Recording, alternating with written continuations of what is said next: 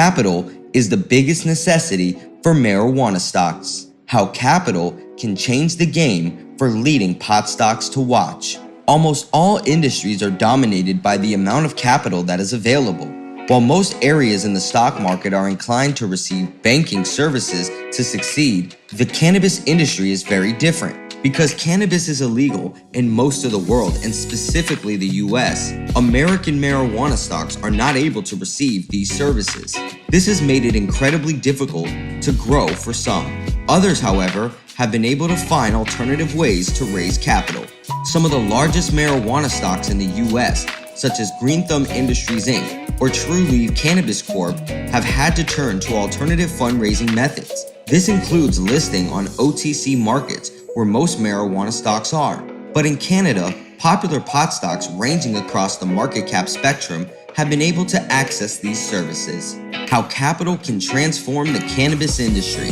To talk about capital amongst US marijuana stocks, we first have to discuss the federal legalization issue. Because cannabis is illegal in the US, producers like Harvest Health and Recreation Inc. have had a tough time seeing incredible growth. But a new law that could go into place, known as the Safe Banking Act, could change everything.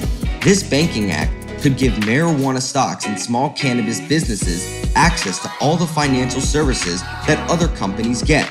Because of this, it would be a major game changer for the whole cannabis industry. But it's not just capital that would transform marijuana stocks. Money transport and the lack of credit card processing has also been a huge issue for cannabis businesses. Because they cannot have bank accounts, these companies are forced to work solely in cash. This has made several stocks, like Brinks Co., succeed amidst the growing cannabis industry. Why the need for capital is so strong with marijuana stocks. In addition, many marijuana businesses rely on capital to begin their operations. This is due to cannabis growth and production being a highly capital-intensive project. In addition to costs associated with licenses companies need to build out large production spaces, as well as buying the machinery and equipment to produce in large quantities. Of course, some big cannabis companies have found a way to move around this. Businesses like Innovative Industrial Properties Inc. offer rate services for cannabis companies. This can be a major help to those looking to start a business growing or producing cannabis. But the story continues to be the same. In order for the cannabis industry to see the massive success we all want, companies in the US need to have access to banking services. This would arguably be the biggest game changer in the industry aside from federal legalization of marijuana.